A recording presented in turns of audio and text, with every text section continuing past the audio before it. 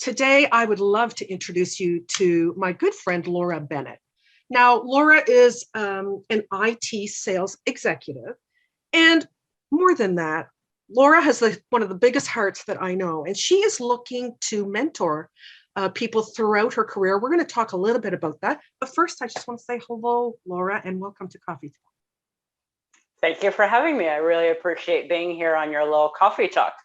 Thank you. Do you have a coffee? Yeah. Cheers. Cheers. Okay, so Laura, as we get talking on my coffee talks, I love chatting with women like you, especially executive leaders, about what's going on the planet right now. It's one thing to motivate yourself, guide yourself, lead yourself in your career and life with further development. Do you, Laura, think that there is going to be a lot of psychological impact in people's career due to the pandemic? Yeah, I absolutely would say yes. There is a huge psychological impact right now due to the pandemic. We're seeing a power play right now. People have gotten accustomed to working from home. Now, a lot of corporations or companies are trying to get back to the office. They're establishing policies around COVID protocols, trying to be compliant with their government or local regulatory procedures. That's adding a lot of stress. And then a lot of folks have gotten used to working from home and they don't want to go back to the office. So we have a power play between management and the staff. So we have a lot of swirling activity and a lot's going to happen over the next year or so. I think a lot of people initially, when the pandemic started, were very scared. They wanted to stay home. They wanted to do that kind of stuff. Now we're in a situation that there's all kinds of energy converging, all kinds of thoughts, all kind of power plays and whatnot. So we are going to see an impact for a very long time. But the one thing I can say is this long-term isolation is really impacting a lot of people in a very negative way, because biologically, when you look at what we're designed to do as human beings, we're animals. We're designed to hunt, eat, procreate, sleep, rinse and repeat. And we're supposed to do this with our peers. And so we've been isolating now for near 2 years. We've been having these open enclosures in various parts around the world. We're still not sure about COVID. We're still not sure about Omicron. And, we might not want to be close to people we know. We might be a little unsure, and then we might have a lot of questions. So we're hypersocial creatures. We're designed and we're meant and we're physiologically dependent upon each other to survive. So the fact that we're isolating now and that we continue to do so is devastating mentally for a lot of people. And these are just the facts. We're supposed to be in groups. We're supposed to be social, physically with other people. We're supposed to see and touch. We're very physical creatures. So I think we have a lot of undue mental health impacts we haven't fully assessed yet. So, of course, with any type of a shift, it's a global pandemic. It's not going to be all positive, obviously, but there has been a lot of positive that has come out of the pandemic. Nobody wishes for a pandemic, but when one comes upon us, as we all know, it's not what happens to you, it's how you react to it. So coming from a career perspective for an executive woman or even a junior executive, just looking to lead their way up to their next level, they have to be able to pull out all of the positives or to help their team pivot and make them stronger or develop them somehow into more of a positive outcome for this exact situation, a company pivoting during COVID. So when it comes to that, Laura, could you speak about how you envision a leader taking the first few steps of a negative situation and somehow turning it into a positive as much as possible? Well, yeah, I think probably one of the positives that immediately emerged and could be felt was work-life balance. And I know a lot of folks who do work remotely, they work a lot of long hours. So obviously that's not what I'm talking about. What I'm talking about is a lot of people stop commuting, and a lot of people have hour-long commutes, an hour into work, an hour home. So then they get home at 6 o'clock, they're tired, they get the fast food meal, they spend like 45 minutes with their family, and then they're off to watching TV or being on electronic devices. So people have now had a taste of working from home for the first time. And so they can wake up with their child and see them off to school. They can wake up and get their child set up on online learning if that's the situation. So I think the connection between parents and children has been strengthened. There's the opportunity for that. So obviously you have to take it and nurture it. But I think there's that opportunity. And I think people want that. They want to see their families more. They don't want to be commuting in 30 minutes or even an hour. If they can work from home, why not? So I think there are some positives that have come out of this. And that's one of them, is a greater connection to be closer to your family and to foster it, for sure. That is a really good point. And it's not that I haven't thought about that, but I don't have children. So, all I do is look at my husband and say, how do they do it with kids? I mean, I say that all the time. How do they do it with kids? But they do it. They have no choice. And so to nurture that environment, I've seen some amazing situations evolve because of COVID and the parent-child connection, but also the leader, manager, owner, and their coworkers. I've seen a lot of amazing pivots that way as well. The pandemic has certainly tested leadership, and seeing how people handle it and how they message to their staff is very important. Where I am currently, we've had very consistent leadership. They have not overpromised, but they've certainly delivered, and they've been consistent. And so, I think consistency in times like this are very important, and that adds a level of security and comfort. People want to be comforted. They want to hear that it's okay. And it's kind of hard to say that right now. So yes, if a leader can step up and say that and mean it, then that really goes the extra mile. And you don't have to do much more than that. But putting things into place to show employees that you care is also important too. Yeah, I remember I read a book once, and it was a woman executive, and she said there was a big escalator that went down the middle of this 3-story office building. And she said before she left her office, it didn't matter if it was good or bad, what was happening in the big picture. She knew to change her face before she went down that escalator every day, because she said she could feel all the workers looking at her. And if she looked worried, they were going to be worried. If she looked stressed, they were going to be stressed. But if she looked calm, then as a leader should.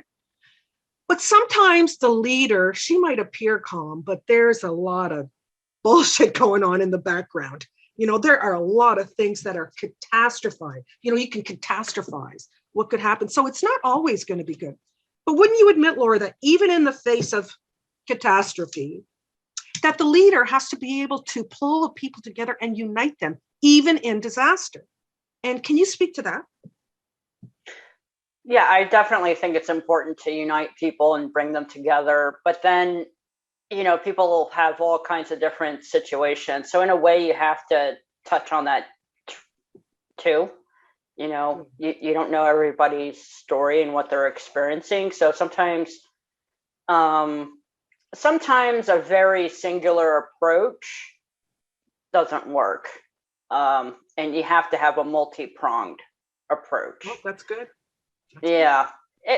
So I think you have to look at the situation and then try your best. But getting employee consensus and feedback is important too. You definitely want to know what your people are thinking, and then try to balance that with the business decisions you make. And that's certainly not easy to have to carry that kind of weight. I certainly do not envy people in those positions, for sure. Exactly. And those people, they just need to dig in and find their courage if they're a young executive or even a seasoned one. I mean, no one has experience with a pandemic at this point. So, well, they do now, but they didn't when it first hit. What would you say to that young executive, the top 1 or 2 things to do every day when you get out of bed before you head into work, where should their mindset be? I think writing down their goals would be very helpful. Understanding at the beginning of the year what you would like to achieve that's realistic within a year, and maybe it could feed into a longer term goal. I think that's very important, and revisiting it frequently and trying to tie to it small things you can do every day or a couple times a week, and then realizing that there is a connection between the two. It took me a while to realize that these small little habits or these small little things you do regularly can really add up to big stuff. It took me a while to see that and to have that kind of faith. Yeah, me And too. so I think, yeah, I know, right? And so I think having the goals and then trying to tie a concrete activity to it and doing that activity. And then at the end of the day, checking off that you did it and kind of assessing what you thought went well and what you could do better next time. And doing that as regularly as you can help you to make change and to reach your goals. Laura, it sounds so simple, but it's funny how many people do not do the reassess. They're running so fast that they have something on their to-do list. They do it, they check it off, and they're on to the next one, right? So this is what a lot of high-achieving women are doing, and men, all day long. They're fighting fires, they're working in silos, conquer, and then they're off to the next battle. But that revision part, that's the sweet spot. That's where the magic happens. Otherwise, you're just going to have to keep redoing and redoing. But if you find a sweet spot to what works, I know this is part of your lane of genius. It's all about making new procedures, to moving along, pivoting. I know that was the word of the year, but really changing where you're at to the new circumstances that are around you and your team, and everybody digging in and finding their courage. But it all comes down to communication amongst the team to their leader, the leader to the owner, like whatever situation you have going on.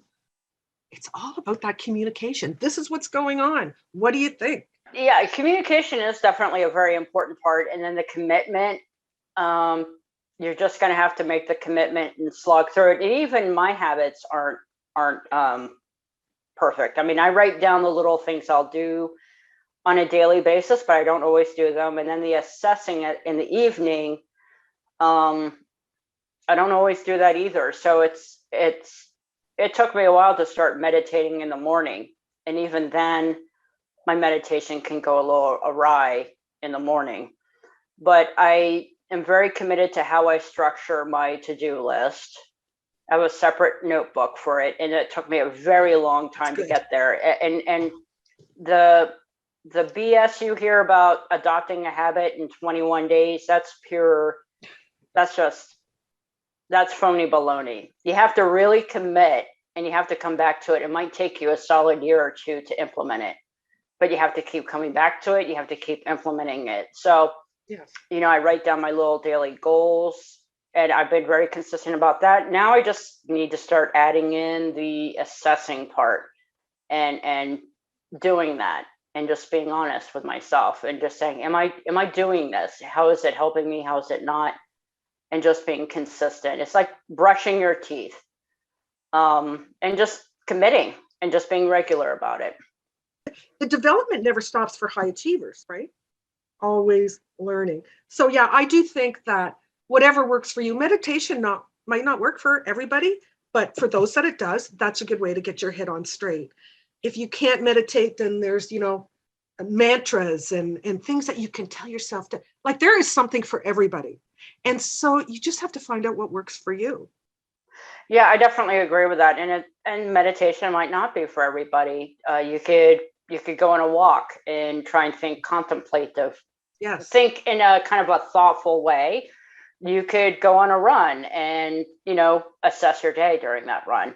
You could do positive mantras, find guided meditations. You can find meditation music. You can find those binaural beats and listen to that. And you're doing a little bit of something. People call this stuff, let's call it woo-woo. They call it the woo-woo, the whole spiritual aspect of themselves. There are spiritual coaches, and even myself. I thought, hey, I'm strong in my spirituality. I don't need a spiritual coach. I thought of it as woo-woo as well, but everybody just needs to be open, and the right thing will come to you. Like, I believe in that woo-woo now. I totally Yeah. believe in it. So being an army brat, you get used to growing up. There are rules and regulations, and follow them. 1, 2, 3. Get up, make your bed, do this, do that. But I found that is too much to the left. And now everything is, the woo-woo might be too much to the right, but there's a happy medium that is working so beautifully for me. And I think I would like people to know that it doesn't all have to be one way or the other. There is a happy medium, and to get there, you just need to talk to like-minded people, or hire a coach, or just develop yourself. You just can't be stale and stand still. You have to move forward in some way. It requires work. Yeah, you definitely have to.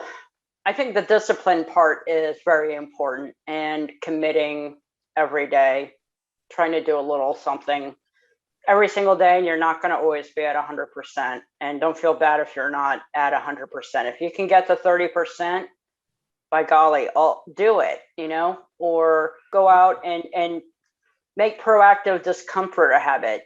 Do one little tiny thing that's going to make you a little uncomfortable to really kind of test Absolutely the boundaries. You have to do tiny steps first before you go for the big thing, because you need to build up the confidence before you can get to the really big thing. And all those tiny little steps add up to the big thing. And I think that's where people get overwhelmed, and then they stop themselves. So then you chunk it down, and then it's not so overwhelming. There are answers, but here's the thing, Laura. I find that people know the answers, but they're not moving forward. Like, we all know what we're supposed to do. So how come we're not doing it? You're going to get stale. So you need to find motivation somewhere. And you can find it in the simple things, find it in nature, find it from a podcast, a new way to think, but you just have to stay positive, which is quite challenging during a negative time on the planet. If you can get off social media, if you can spend time with people and enjoy time with, if you can do like a coaching group. I know the master class that you and I did together in 2020 was a lifesaver. It was a great way to disconnect from that world of the pandemic, and we were in a group learning something together. Yes. I think hiring somebody can help you stay accountable. I think having community can help you stay accountable. It's about setting up systems. So instead of kind of like muscling your way to, I got to do this one thing every day, just think about how you can start setting up a system that can encourage you to do that. And, these are things I still wrestle with. I don't eat perfectly every day. And I've been wrestling with, how do I set up the right system when I have these elements that are not in my control? Environmental control is very key in doing diet changes. But if my family doesn't want to do the diet with me, how am I going to get there? So I'm right now brainstorming on different ways I can get there. You just have to tweak it and just understand you might not get there as fast as you want, but you need to work to achieving that and not letting yourself get lost and not being there right away. Professionals to hear is that, we're going to have moments of weakness. You're going to have a really crappy day, and you're not going to want to do anything. And that's okay if you're at 5%.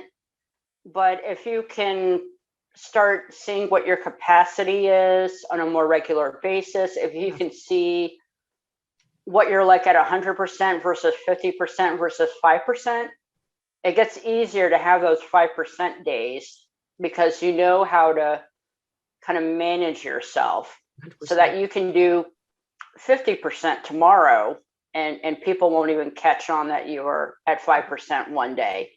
And that's not a matter of just it's not a matter of kind of staying closed in and not sharing, but it's a matter of understanding who you are, what your capacity is, what you can do and what you can't do. And then, trying to plan around that so we can have those moments of weakness, those moments of inconsistency, because you built up the capacity already. when we have those moments we fall down, we know we can get back up just a little bit quicker. We're just a little bit more resilient than we were the last time. Oh, and isn't that a fact?